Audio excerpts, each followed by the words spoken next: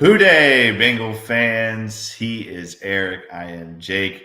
Our guy Mon is about to join us. This is the Bengals Pulse, the heartbeat of our Cincinnati Bengals. And there he is, the man, the myth, the legend, the Mon. All right, guys. Hey, we are here live tonight. Thank you guys so much. I know a lot going on Halloween night. Hopefully, everybody had fun trick or treating. I just got back from trick or treating, like a 2-hour trick or treat uh, insanity. So I'm exhausted. But hopefully everybody had fun. Eric, I know you took your boys trick or treating tonight as well. Hopefully all of you guys out there, thank you for joining us. Hooday to all of you. Before we get started, let's Mon, tell me about your week, buddy. How you been? I'm good. You guys are talking about trick or treating. All my kids have graduated college. It's been a while. Freaking old. I'm It's old. been a while. We had. What's so funny? Why you guys laughing? It ain't funny. You're making fun of my age. You guys are making fun of my age. No, real cute. I think Al Pacino's still having kids, so I mean, I think the last time Mon went trick or treating, they were giving out bazooka gum. I think is the last time Mon went trick or treating. Hey, Mon's so old. Hey, No. you're number one. You're number one. I'm giving you that finger. That finger. We had about 10 kids show up here. Not a lot of kids in our neighborhood, but I'm eating all the candy, which I'm not happy about, but it is what it is. But it sure beats what happened on Sunday with the Bengals, and let's start talking about tricks. that. Yeah, all tricks. It's gonna. We actually have to talk about that tonight, which is just. Oh god, I'm not looking forward to that. Eric, how you been, buddy? How was trick or treating tonight? Trick or treating was a lot better than the tricks that we got on Sunday. It's been a whirlwind of a week. Going up to Cincinnati, hell of a trip. I mean, the kids got to go to the zoo. We got to go mini golfing over in Newport. We got to go to jungle gyms. Great weekend until the second half of that football game, and that trick that Zach Taylor pulled out of his pocket where we throw it behind the line of scrimmage once again. Other than that, was fun. It's been a big, exciting week. I don't talk about it. I definitely haven't talked about it on here, but our Blue Origin, the company I work for, rolled our first stage rocket out to the launch pad for final integration for a big first launch. You guys will love this. This is, all of our Bengals are. So you're telling me there's a chance, and they actually a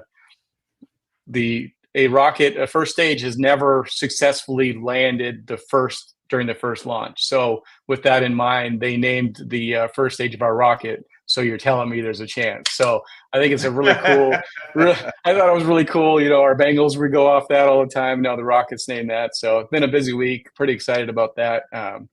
Ready to talk some Bengals football and turn the page. And before we get any of this started, we talk a lot of.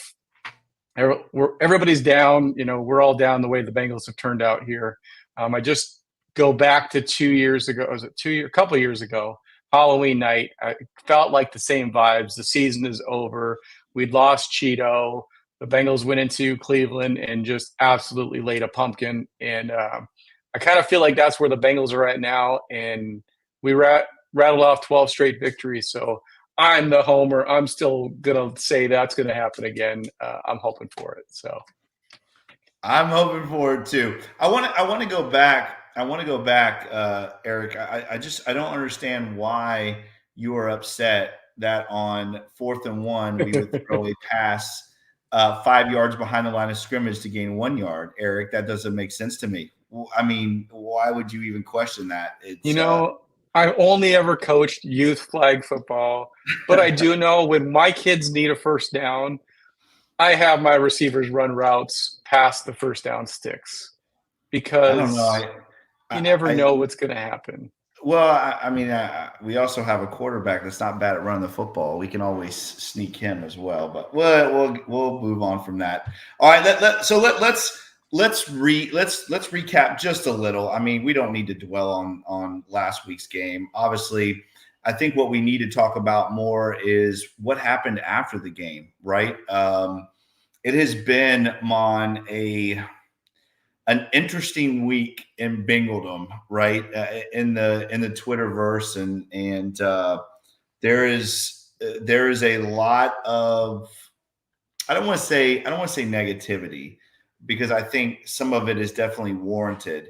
But there is definitely a different vibe in the air, and I think even when you hear Zach Taylor talk as he did in his presser, I think Zach Taylor knows that he has failed this team. At the same time, I think that there's more people out there than just the Bengals Pulse that are wondering why we are not seeing Duke Tobin come out and speak on some of these issues. Mon, I want to talk about that really quick, because I know you feel strongly about this. Are we going to see or hear from Duke Tobin, or is this going to be Zach Taylor for the rest of this year, no matter what happens, coming out and being the face of this Bengals team, and obviously getting a lot of the punishment? Some of it is warranted, some of it is not. But real quick, Mon, tell me your thoughts on that. Are we going to hear from Duke Tobin, or is it going to be till draft till we hear from him again? No, we're not going to hear from Duke Tobin. You know, we said that last week. We said in other episodes he needs to be the face, but that's just not been, hasn't been the Bengal way. 16 years, Marvin Lewis was the face of the organization. Zach Taylor is going to be the good soldier and go out there and do their things. Yeah, do his thing. I'll say this: he deserves a lot of the problems with the Bengals. Zach Taylor does. He hasn't gotten them ready to play Week 1 in his 6 years in Cincinnati. They struggle coming out of the gates. But they play really well in November and December. I got to give them credit there. I think a majority of the problem is the front office and the people that construct the roster. The Bengal coaches do have a lot of say-so in roster construction, player personnel suggestions, pro and college. So our coaches, compared to other staffs, they have a lot of say-so, but still, I don't think Zach Taylor's been set up to succeed in some certain ways. I think he's handcuffed. I think his interior offensive line has hurt him. They're not as good as everybody thought they were going to be. I think the Duke Tobin and his staff, they jumped on Kappa, they jumped on Karras. Hey, man, they're good. They're a lot better than the players we had before that, but they're just not good enough. They're average players at best. Another trick-or-treater, guys. Another trick-or-treater. It's just I think Jesse Bates, I know I sound like a broken record, Jesse Bates, DJ Reader, even Larry Ogunjobi, when those guys leave and you replace them with average players, you get average results. And that's what's happened, guys. That's what's happened. What gets me the most, I know I said this on multiple episodes, but look at all the money and draft capital we've used to replace some of these players. We're not getting the returns, and it's showing in the scoreboard. It's showing on the win-loss record. Some of these guys have a bright future. I really think Jackson and Jenkins are going to be fine players. But, guys, it's going to be another year before we really start seeing that. It doesn't help us in 2024. It's frustrating.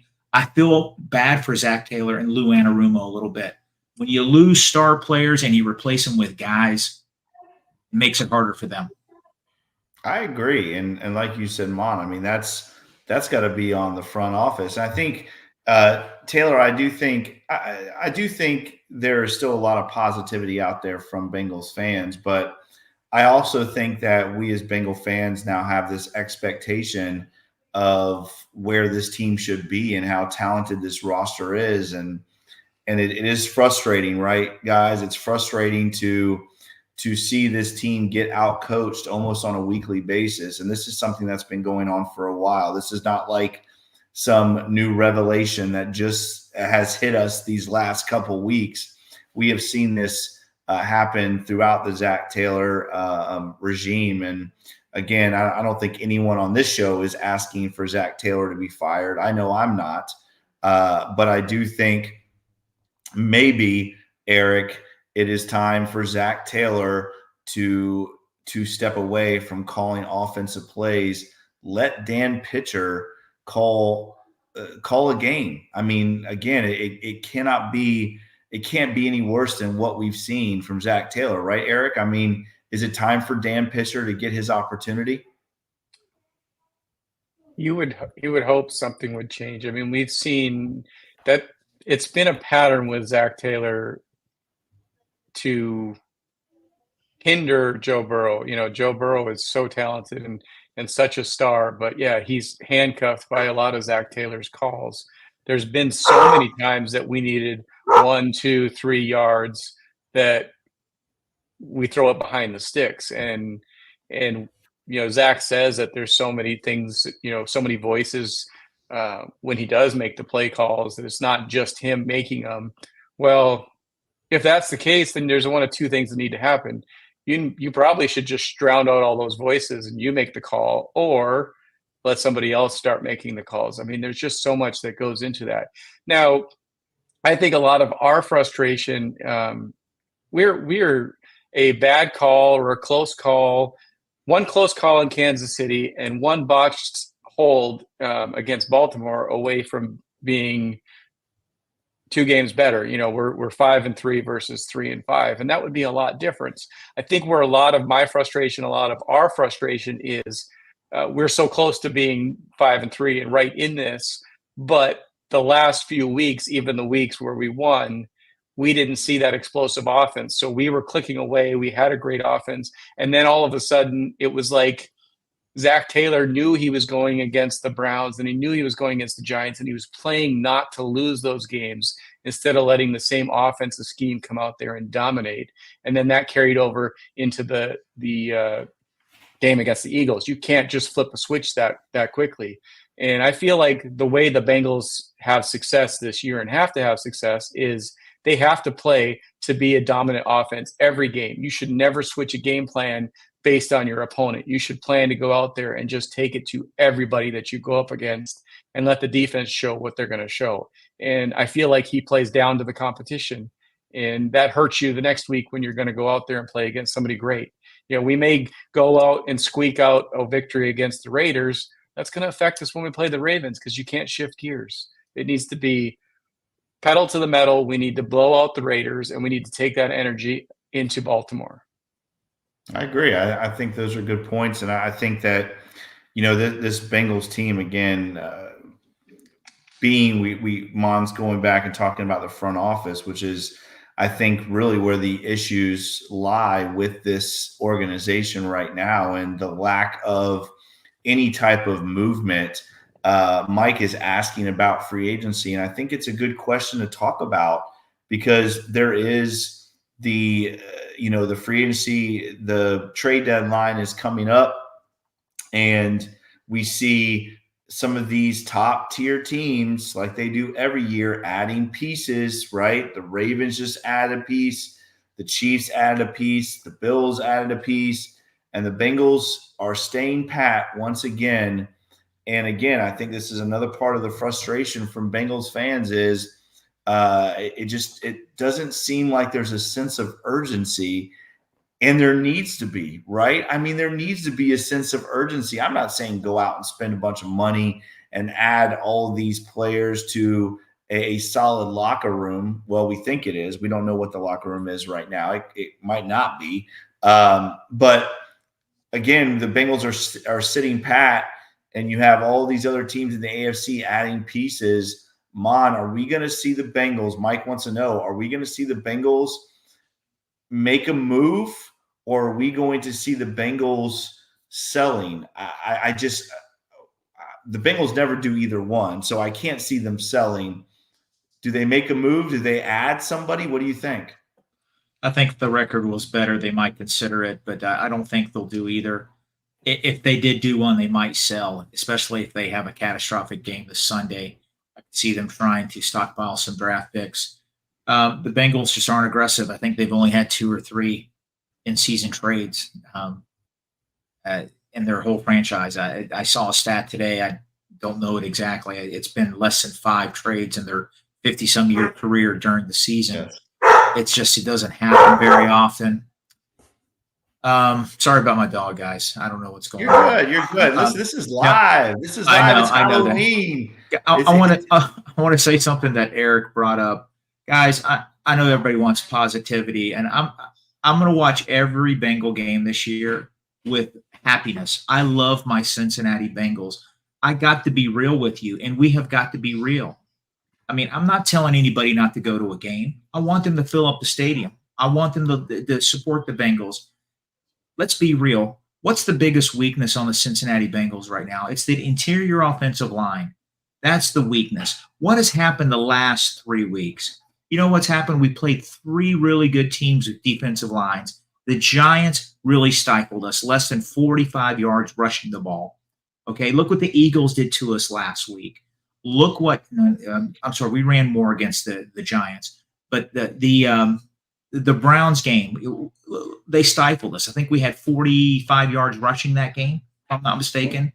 And when we play good defensive lines, they absolutely affect our game plan. What happened? Joe Burrow is running for his life. It throws off his timing. That interior offensive line struggles against very good defensive lines, and it shouldn't be that way because you know what? NFL teams have good players. We need to be better there, and it's killing us. Guys, I'm going to say it. If the Giants and the Browns didn't have inept offenses, we could have lost one of those games. That's how bad we were. We had 2 good drives in the second half against the Giants. That's it. Or against the Browns. 2. That's it. We won that game. But, guys, I'm telling you right now, this roster is screwed up. This interior offensive line is hindering us, and it's not going to get any better. There's no really solutions this year. Those guys have to play better, or they have to find another way to generate some offense because when we play teams that have good defensive lines, we're hurt. We're hurt. I think Eric, hey, let me say this real quick. I'm going to throw a stat out here real quick. I think I saw somewhere today where we are at the last 3 games. I think we've averaged like 54 yards rushing a game. 54 yards rushing a game the last 3 or 4 games, I think it was. You're not going to win NFL games rushing for 50 yards. Go ahead, Eric. Okay, so I had jotted down some stuff earlier because I'm adamant. I don't think that the Bengals are capable of turning the rushing game around. So I wanted to get your guys' opinions on some questions in here, kind of go down a train of thought here. Okay. Let's just start with, so we've been very, very adamant. Mon's very sold that the Bengals have to have a successful running game to have a successful season.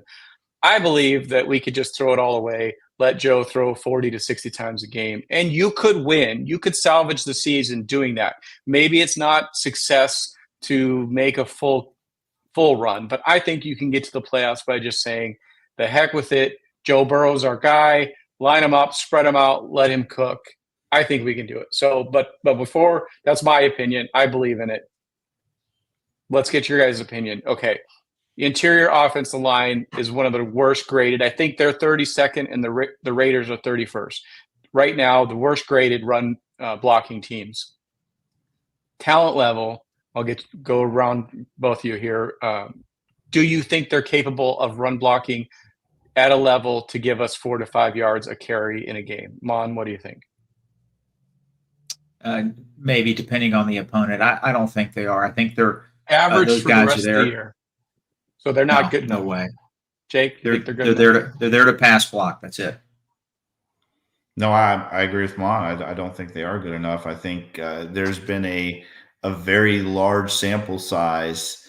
This is not a small sample size that we've witnessed. The Bengals have not run the ball well. It's just not this year. I mean, with as soon as it feels like as soon as Pollock was named the run game coordinator, we have not been able to run the football. And I think the real telling sign of that is, and again, I don't want to get into this whole thing about Joe Mixon, but Joe Mixon is cooking right now.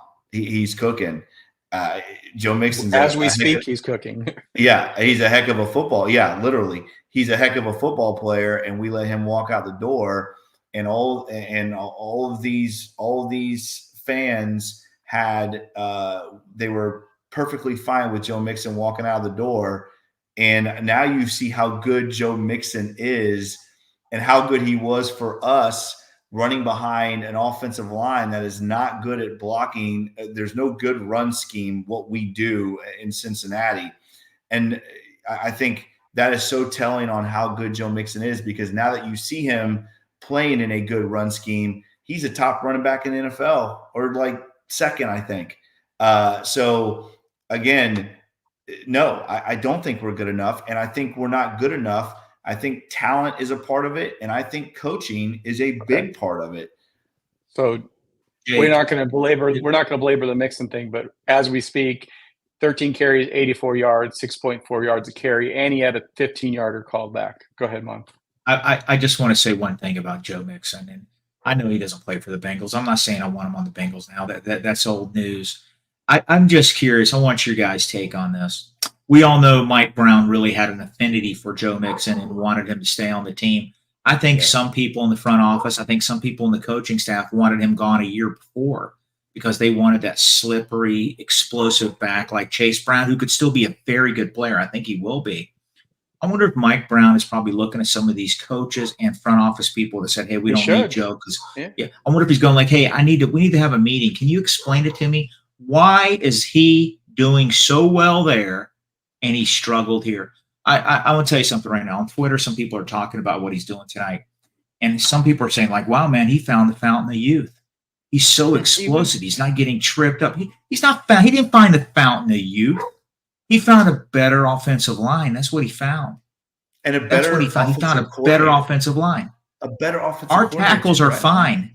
Yeah, you're right. Our tackles are fine. Our interior offensive line is bottom tier quality. Bottom 5 in the NFL. Cold, hard facts. Yeah. Well, and it's frustrating that they seemed frustrated with him last year, saying that he gets what's blocked. Well, basically, that was Brian Callahan. Yeah, you're basically saying that you have horrible blocking, and it's proven that he got a lot more than what was blocked because most times he was hit in the backfield. So just to transition here, because you did bring up Pollock, and that was part 2 of mine. I think we've already answered all the questions because you don't think that our offensive line is capable of it. But is there anything Pollock could do to scheme up a better run game? And if not, should he be gone already? You want me to go first? Yeah, go ahead. Go ahead, buddy. I think he should have been gone last year. I think he is. Again, I don't think we'll ever know how good this offensive line could be as long as he's coaching. That's truly how I feel about it. I think when you look at the biggest deficiency that this Bengals team has had over the last, well, really, let's just say the whole Zach Taylor regime, the biggest deficiency has been the offensive line. That's been the most consistent. Joe Burrow carried us to a Super Bowl with the worst offensive line in football. We cannot develop players on the offensive line. We have said that till we are absolutely blue in the face on this podcast. We haven't developed offensive linemen. The only offensive lineman that we have right now in our starting 5 that we drafted is Volson, and he's not very good. This team and this coaching staff has failed when it comes to drafting. Again, Duke Tobin, drafting and developing offensive linemen. I think Pollock should have been gone last year. I think we still are. I think we are still too nice when it comes to being loyal to coaches, and I think that has carried over from the Marvin Lewis regime. I think Pollock is one of the worst coaches in the NFL when it comes to offensive line because there's a big sample size of it. There's a really big sample size, and Joe Mixon got all the blame for it. And Joe Mixon is, again, he's a top 5 running back in the NFL, and we said that last year.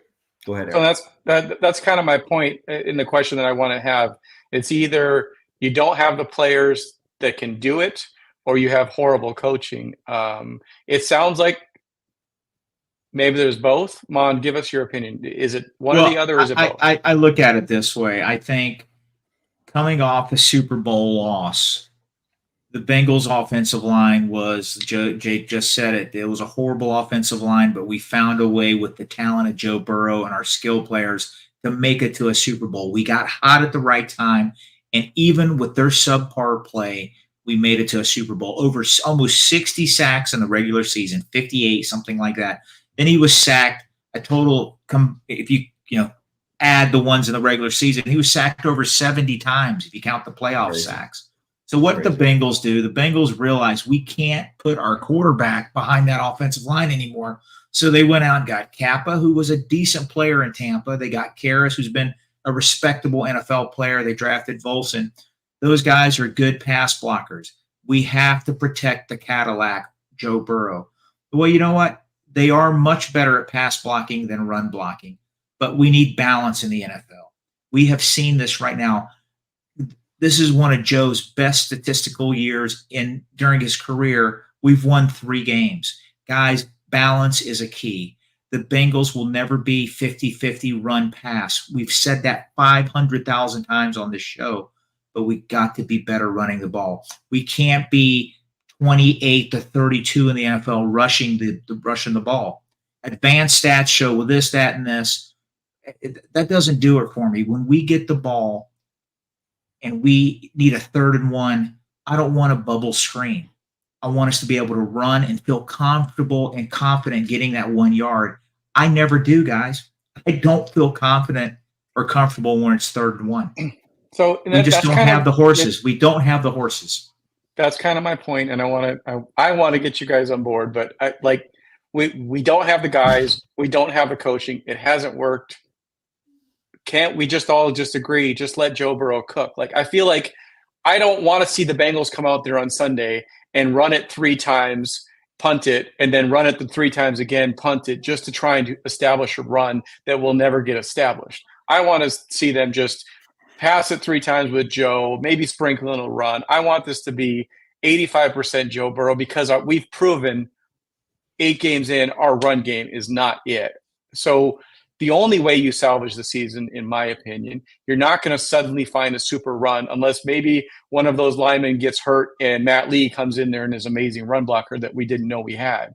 Like, I think that you just have to throw that playbook away, hand the ball to Joe and say, find Jamar, find T, find Yoshi, get us to the playoffs. I just don't think we keep harping on the run. Can I get you guys on board with throwing it away and just let Joe cook? You can't get me on board. I'm going to tell you why. 2 reasons why. First reason, I don't think Joe Burrow wants that, Eric. I think Joe Burrow has made it very clear that he would much rather us be able to run the football and play good defense and win football games than for him to go out and throw the ball 50 times. And I'll tell you the second reason is our offensive line right now, with Orlando Brown being questionable and having all these injuries this year. I don't feel comfortable with Joe dropping back 50 times and Cody Ford playing right tackle. Again, Joe Burrow, Mon said it, he's our Cadillac. He is the future of this franchise. And if we are going to win a Super Bowl, it's going to be because of Joe Burrow. We cannot have Joe Burrow dropping back 50 times and throwing behind Cody Ford. We just can't. I think that at this stage in the season, you have to say we are who we are. We have to play to our strengths, and the only strength we have is the passing game. I don't think that you can waste another game trying to establish a running game that, if you establish it, is going to get 4.5 yards a carry instead of 2.5. Eric, the deal is, I know he's our best offensive player, but if you look, the first drive of the Eagles game, 17 plays, we had the ball for almost 11 minutes. That's what we're going to see. I won't complain about that, but it's not sustainable. Your wide receivers, your skill players will eventually break down. You might as well play with 8 active wide receivers a game, because your wide receivers are going to be the running backs. They're the short passing. They're going to get 3-4 yard completions. They're going to get pummeled. I think it's great, but guys, I said it last week, we are never going to get where we want to be as a football team until we find a real running game that teams respect. Not fear, but I don't think any team respects our running game. And we're not going to get to the level we want it to be until that happens. I'm not saying more carries. I'm not saying become the Ravens, but teams simply don't respect this running game. And you know what? It's going to be harder. Joe Paul Dehner said it perfectly on his podcast today or this week. The Cincinnati Bengals and their fans and the front office, they expect Joe and Jamar to be Superman every week. It's not fair to them. It's not realistic. Well, you can't be that. It's not realistic. You're not going to win consistently that way. And I want to say this too, because I think this is a very telling stat as well. Is look at the games that Joe Burrow has cooked. Eric, we've lost. We lost to the Ravens when he threw for 400 yards and 5 touchdowns. We lost to the Chiefs. He cooked in that game. We lost to the Commanders. He cooked in that game. The only games we've won, Eric, is behind a somewhat run game. I mean, I don't we didn't know if I run can those call games that. either. When And you guys were a upset good at the run game defense, there, too. right? A good defense, and I guess instead of saying a run game, maybe more of a consistent offense. Maybe I don't know. I guess the run game wasn't really that great. It really wasn't. But all I know is the games where Joe Burrow has dropped back and thrown for 300 or 400 yards, we haven't won. And part of that is because our defense is not good enough to go out and play those type of games, right? We haven't won those games this year. That we have lost 3 games this year, and we've scored 25 points or more. So, I don't know what the formula is for this team to win, Eric. I don't know what the answer is, but I don't think it's Joe Burrow throwing the ball 50 times because it hasn't worked. My only point is you've been very, very clear that we don't have the guys to develop a rushing game. So right now we're relying on a hope and a prayer that they somehow learn how to run block, and Frank Pollock can make him there. I have more trust and more faith that Joe Burrow, Jamar Chase, and T. Higgins will put on their cape for the next 9 games than I do that the interior linemen will learn how to block or get better. I agree with that. So I'm just saying this is not long-term to get us 3 Super Bowls, but I'm willing to hitch my wagon to Joe Burrow getting us to the playoffs. At some point, you have to just tell your superstars, I'm sorry, we are who we are. Go win this for me. And that's all I'm saying. I don't listen. They're not going to go get 350-pound guards that can come in and be maulers. Those guys aren't maulers. Karras is an undersized center.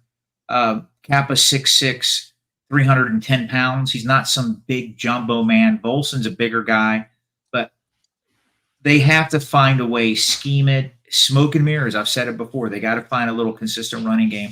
I want to say this. When you have a 10-point lead 3 times against the Baltimore Ravens and your defense is struggling against arguably the best offense in football, them and the Commanders have a great offense. All right. What do you do when you have a 10-point lead 3 times? That's when, if a team really respects your running game, you could chew up 4, 5 extra minutes in a game. Could you imagine if the Bengals were able to run a little bit better against the Ravens?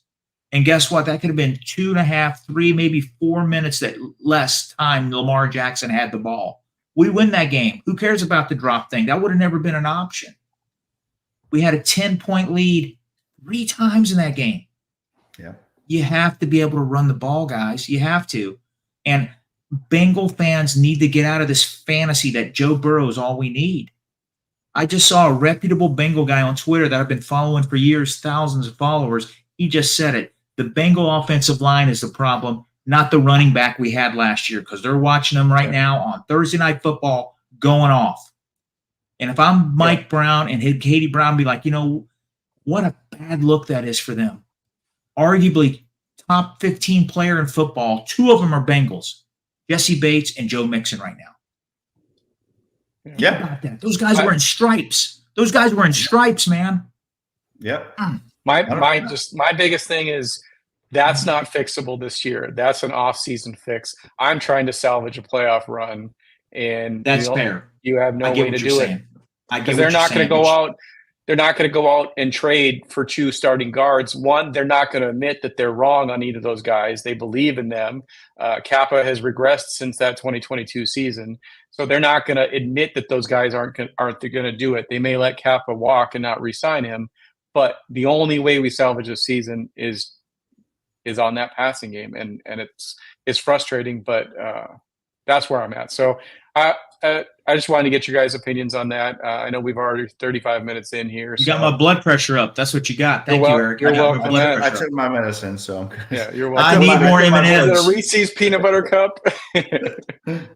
Kit Kat, Heather. Kit Kat. Okay, good. Kit Kat.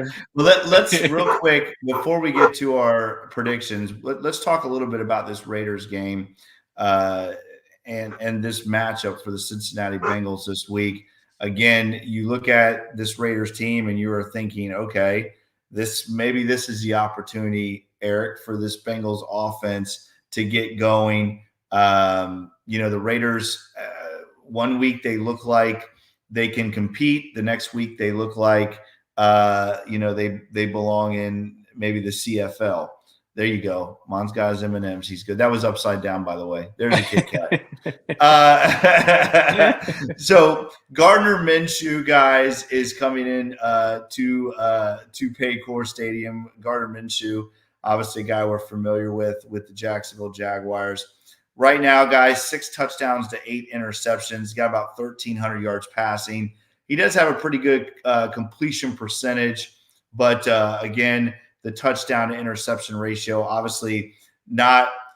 There are no really good receivers on this football team, guys, except for one. You forget the guy that everybody wanted on this podcast. But he's a tight end. He's a tight end, right? He's their number 1 targeted receiver. Yes, but he is a tight end. I'm just saying the receivers to the boundary. There are no one that we really have to worry about. But obviously, Mr. Bowers is right now tearing up the league with 52 receptions, guys, over 500 yards. He's only got 1 touchdown. So he's been targeted 85 times. He's been targeted, yes, and but only 1 touchdown, which is again, I think it says a little bit about this Raiders team. They have struggled in the red zone, guys. This is a team that has not scored a lot of points. They've only rushed for 2 touchdowns this year, and again thrown for 8. I think this might be a game where if the Bengals are going to get back on track, this has got to be the week. And it can't be, guys, it can't be a 21-14 win, right? I mean, eventually the Bengals have to come out and they have to dominate a team that they should dominate. This team is not good. The Raiders are not good. They are one of the bottom tier teams in this league.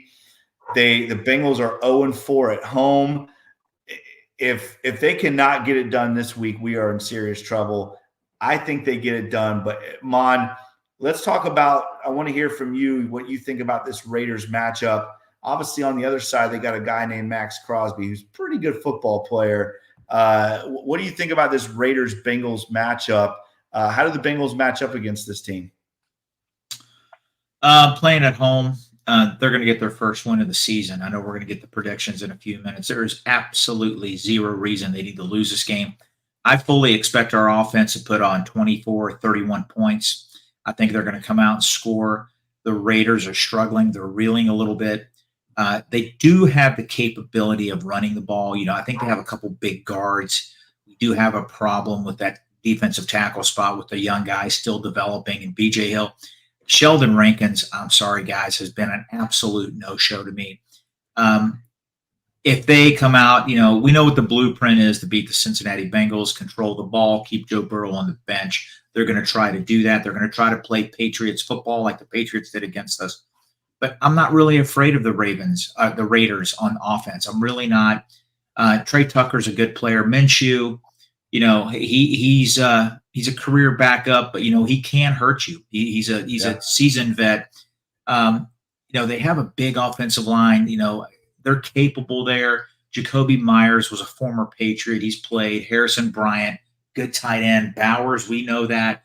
Need to be careful. We got to respect them. They are NFL players. You did mention the defense. Are we going to talk about the defense or the whole rate? Are we just talking offense or? Well, I do want let's talk a little bit, Mon, about the deficiency that the Raiders have getting to the quarterback. Only 16 sacks this year. Again, this is a Raiders team that in the past has been able to get to the quarterback and done a pretty good job of it, but not this year. Talk about that defense, Mon, and how you think it matches up against this Bengals offense.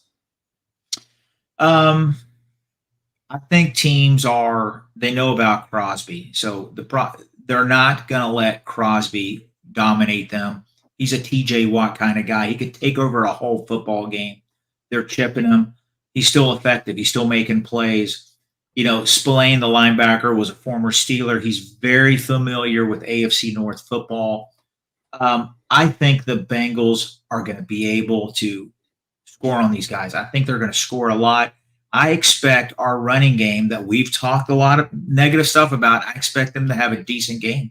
If we don't have 130, 140 yards rushing, man, I'm really going to be fired up because I think we are going to be able to run on these guys. They have some young defensive backs. The kid from Bennett from Maryland has played really well for him. If Crosby has a field day, especially if they line him up over there with Cody Ford, we need to be careful. I hope this coaching staff is ready for that because he can wreck a game plan. And let's do Bill Belichick ball. Take away their best player. That's why Bill Belichick's going in the Hall of Fame. What the teams take away their strength, take away their best player, and limit them. Let's do that to the Raiders. And not only that, but you look at, again, you look at this Raiders defensive line, and it's very familiar, right? Because the Bengals – you look at Max Crosby, and he's got 6.5 sacks. The next closest guy is Wilkins, who has 2 sacks. Again, very similar, right, to our defensive line in Cincinnati, where, again, we saw last week, Trey Hendrickson was taken out of the football game last week, and there was absolutely zero pressure on Jalen Hurts. Again, I agree with you, Mon. If you're able to limit Max Crosby, the Bengals are going to have a field day because just like the Bengals defensive line, the Raiders offensive line, they put all of that weight on Max Crosby, making plays, getting quarterback pressures, getting sacks, and there's really no one else on this defensive line. Again, Wilkins is a D tackle. There's no real other rush in on this team that can do really any damage. So the Bengals have got to take Max Crosby out of this football game. And if they do, Mon, they could easily score 40 points in this game. Oh, Mon, you're on mute. A note, Wilkins is out for the year, dog. So he's not playing.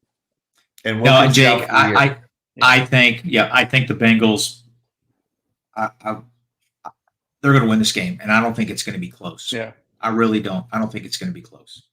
So before we get to predictions, which we got to get to here, let's go around the table. Let's define success, the Bengals Pulse success coming out on this game on Sunday. I'll start. I think, like Mon said, we have to see the offense that came out against the Ravens. We have to see them scoring early, scoring quickly, scoring often, and we need to see a few stops from the defense. So to me, this is only a success if we put up 30-plus points and hold them to less than 17. Mon, what's success for you? I think I can probably predict it, but go ahead. Need to come out, and this game doesn't need to be close. We need to have some backups playing in the second half because we got a big game playing on Thursday night after this. The Cincinnati Bengals need to come out, play solid football. I want this game to end at 3:45. I want it to be a quick football game. Okay. And just come in and take care of business. I'm going to say something right now. This has been a up and down emotional season for the Bengals and the fan base. Everybody's stressed. I'm stressed. I was expecting a lot more. You want to reset this season? You win 2 games in 11 days. Yeah. You find a way to win on Thursday night. You win this game first. You win that. It resets the whole season. Yeah, I jumped ahead. But if these guys have any nuts, They're going to go in there and they're going to take care of business. I'm Peanut serious, man. M&Ms There's a he's lot. talking about. There's a lot of pride. So there's a lot of pride in that locker room. A lot of pride. And Coach Taylor and that coaching staff need to get them ready. Take care of business Sunday and go win a game you're not supposed to win. Well, yeah. I mean, it's so weird. I feel like this year. I feel like Mon and I have agreed on a lot. It's just That's really the weird. problem. Start disagreeing. I know it's weird. I can't remember the last time that Mon and I have agreed this much in a season, but I agree with Mon. I mean, I think Mon said it perfectly. This has got to be a game that there is no doubt the Bengals have to turn around and play a division opponent on the road on Thursday night. The Bengals need to go in and take care of business early. Jake Browning needs to be in the fourth quarter of this football game, mopping it up. And because there's no reason the Bengals shouldn't. I mean, the Bengals by roster, the Raiders aren't even in the Bengals league when it comes to looking at a roster and talent. But the Bengals struggle with it. And Jennifer just said it. They need to learn how to bury teams. Jennifer, that's so well put because the Bengals don't. They don't ever bury a team. They let them hang around, and it ends up being a game in the third and fourth quarter. This is a game at home. You're 0-4. Joe Burrow in his presser, I don't want to say he looked defeated, but that was definitely a different demeanor than we've seen from Joe Burrow in a long time. Joe Burrow and this team needs to come out. They need to get a win at home. I think this team right now has to have some kind of sense of urgency to it, and I think they need to blow this team out and get ready for Thursday night football against the Baltimore Ravens because the Bengals are good enough to beat the Ravens. We've seen it. They should have beat them the first time. But you can't let the Raiders hang around because the Raiders are a physical football team and get into a slugfest with a terrible football team at home, and it goes all the way into the fourth quarter, and now you're beaten up going into Thursday night football. This needs to be a blowout. The Bengals offense needs to dominate, and the defense needs to go out and do what they did against the Giants because this Raiders offense might be worse than the Giants offense. I agree. Just guys, some of our worst losses this year, our defense has played 70, 80 snaps. Can't do that on a short week. Got to go in and win this game and flip this season around. But I'm just still having a hard time trying to wrap an 0-4 record at Paycor. It's crazy. They're going to get their first win this week, and yeah, okay. It's going to happen. Let's get on to I think we've probably beaten that as much as we can. So let's go ahead and get into our AFC North predictions here. Only got 3 games this week. We are going to start with the Ravens hosting the Denver Broncos, and I will admit that I do not know a lot about these Denver Broncos this year. Haven't had them come up very much on our Red Zone channel. We'll go with Mon. Why don't you give us your thoughts on this game and your prediction? Yeah, it's in Baltimore. It's last week, terrible loss for the Ravens against the Browns. They're going to be licking their chops there, upset. Denver does have a good defense. Their quarterback, Nix, has played better. It's going to be a close game, but no way Baltimore loses 2 in a row. I'm hoping it's a very, very physical game for the Ravens. Hopefully, maybe they win it in overtime. But I got the Ravens winning 24-17. So we did see Lamar Jackson get a rest day. They said it was just a regular rest day, but he did pop up on the injury report. So that might be something to monitor too. Yeah, it's a good point. He a lot of wear and tear on his body. He's played really well, but I'm saying the guy's taking some shots this year. For sure. Yeah, I think he's on the injury report because he's scared. We've seen how well he plays against good defenses. He doesn't play well against good defenses, and the Denver Broncos defense is very, very good. Don't forget, you guys know I don't like admitting when I'm right. I picked the Browns to beat the He Ravens last week. doesn't have to admit that he's Almost right very often. almost to score. And I'm going to tell you right now, this Ravens team is not good. I don't care what anyone says. It's not a good football team. It is not. Well, let me say this: it's not a powerhouse football team. It's just not. I think it's basically middle tier of the road when it comes to this league right now. The Ravens have lost to bad football teams. And you can't tell me a team is good when they consistently lose to bad football teams. The Denver Broncos are going to go into Baltimore. They're going to win this football game, and they're going to physically beat the Ravens. It's going to be close. I'm going to say the Broncos win this game 24-21, and the Ravens come in to that Thursday night matchup with the Bengals beat up and defeated. And Bengals going to take advantage of it next week. I hope you're wrong, because I don't want them on a 2-game losing streak. Yeah, I was going to say us. Yeah. it's going to be hard for them playing at home if they've lost 2 in a row. You guys got to stop worrying about the Ravens. We are a better football team than the Ravens. Well, the NFL is all about momentum and emotions, and you get a team that's dominated, that have lost 2 in a row, that come home facing one of their biggest rivals.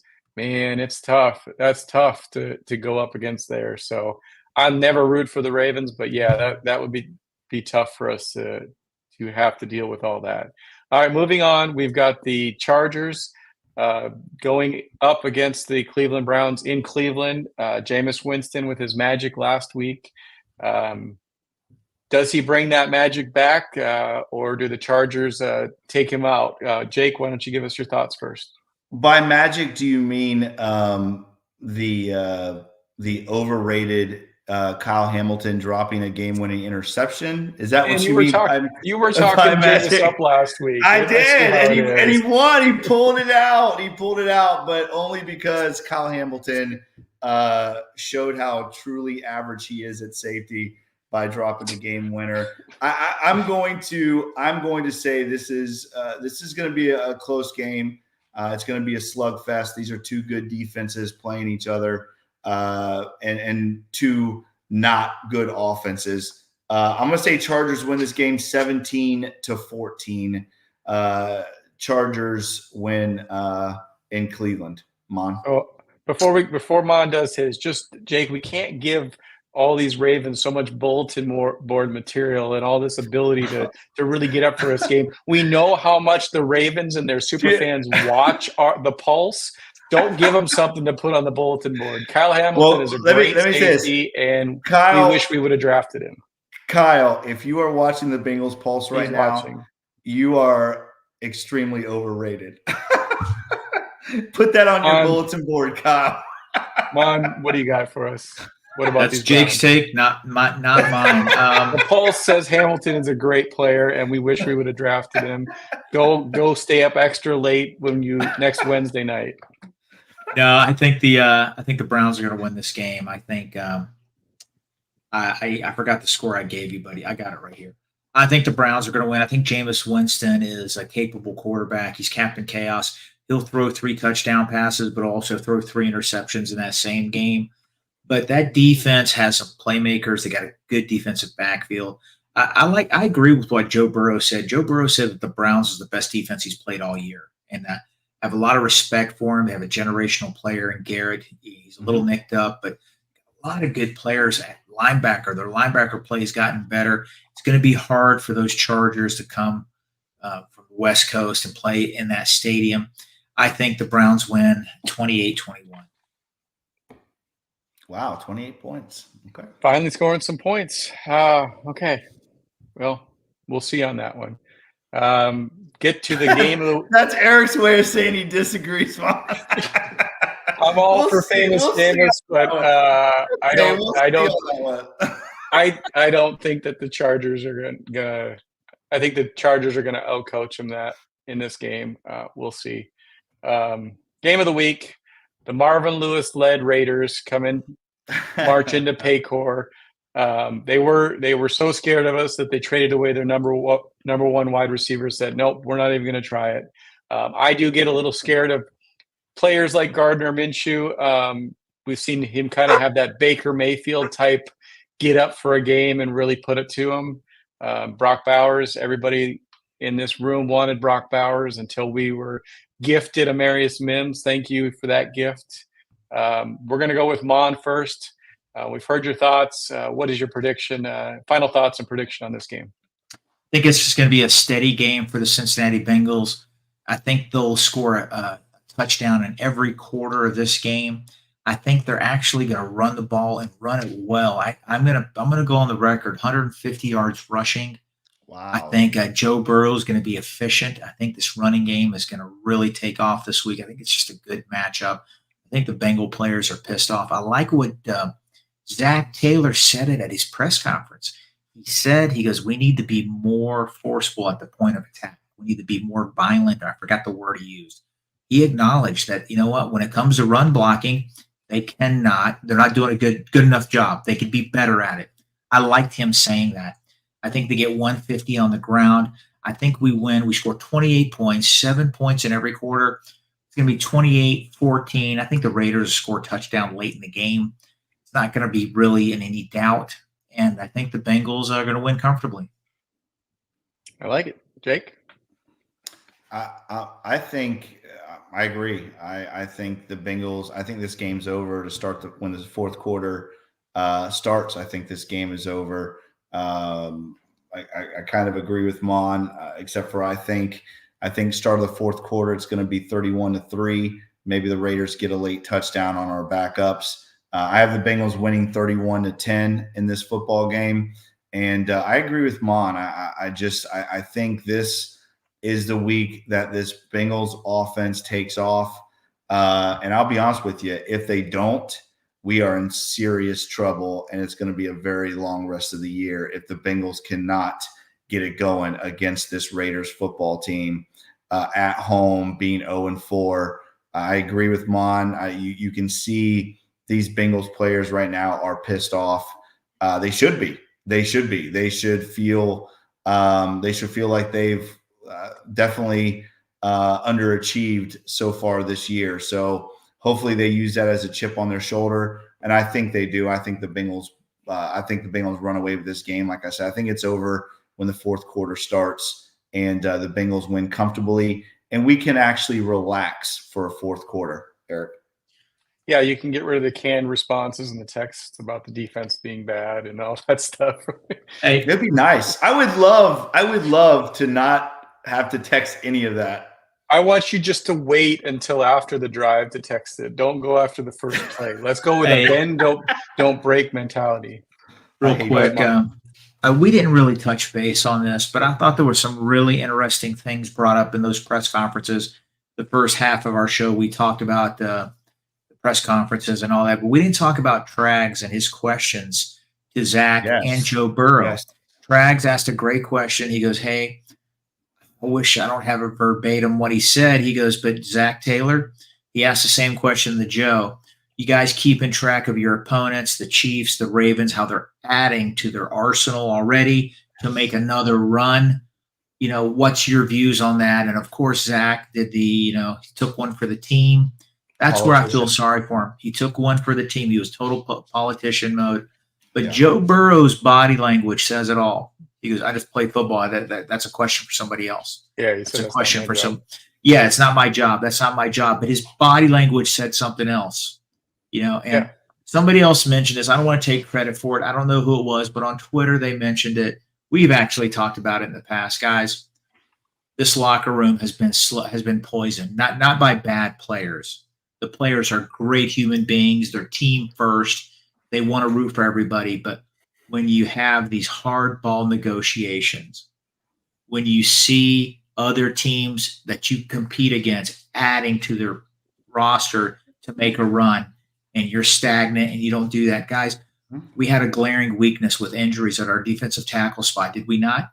All those injuries. We go out and get a guy that wasn't even in training camp, 14-year veteran, Lawrence Guy. What do the Ravens do? They go out and get Deontay Johnson. They get Yannick Ngakoue.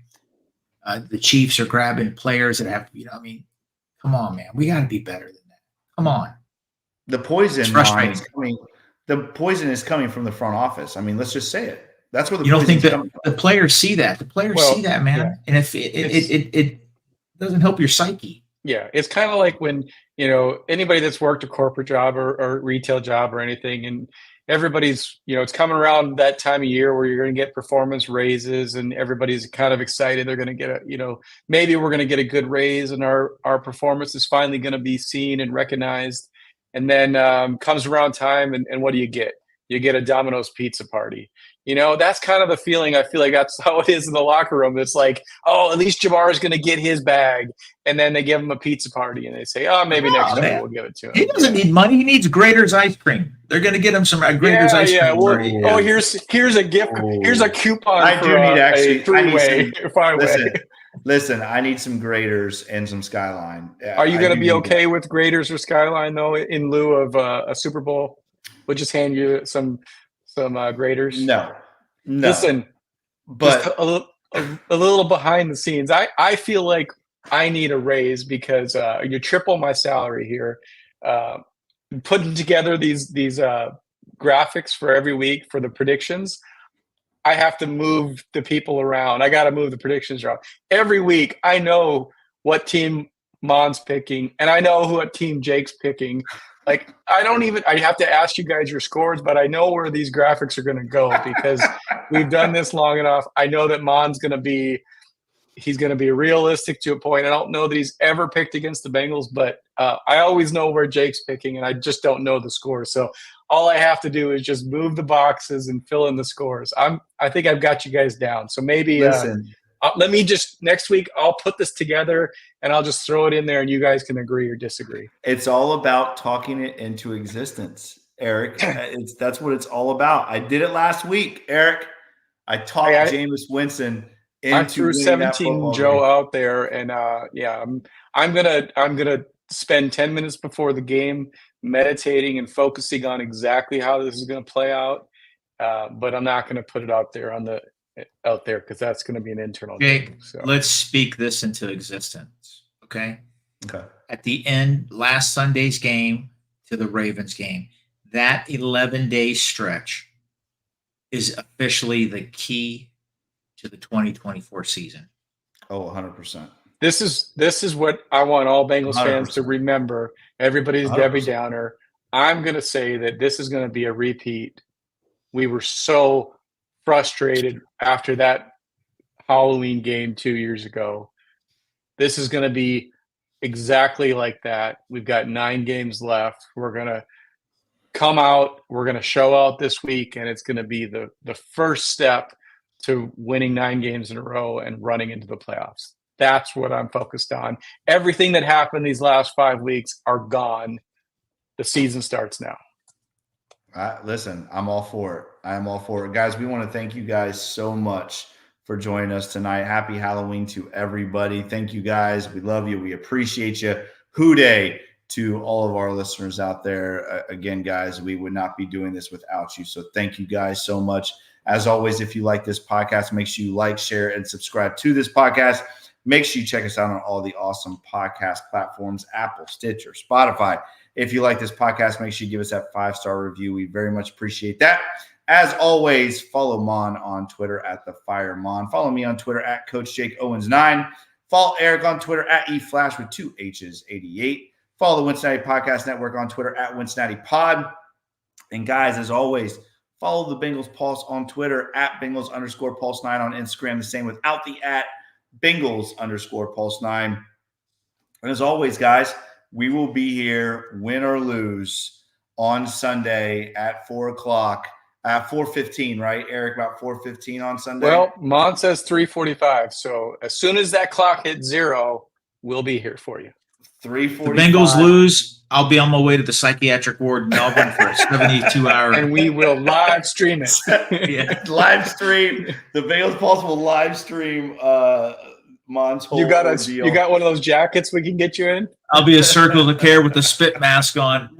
I'll be losing it. So Listen, it's not happening. It's not happening, Mon. The You Bengals don't are have to gonna worry win about it, Mon. Get your ice cream cake. Be eating it on the show. Let's go. We will see you guys Sunday right after the Bengals game to talk about a Bengals victory this Sunday at 1:00 as they play the Cleveland Browns. He is Eric. He is Mon. I am Jake. This is the Bengals Pulse. Hoo day, Bengal fans. We will see you Sunday right after the game.